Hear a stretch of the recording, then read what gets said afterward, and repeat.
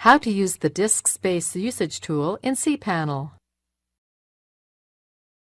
This demo assumes you've already logged into CPanel and are starting on the home screen. Now let's learn how to use the disk space usage tool. Click the disk usage icon.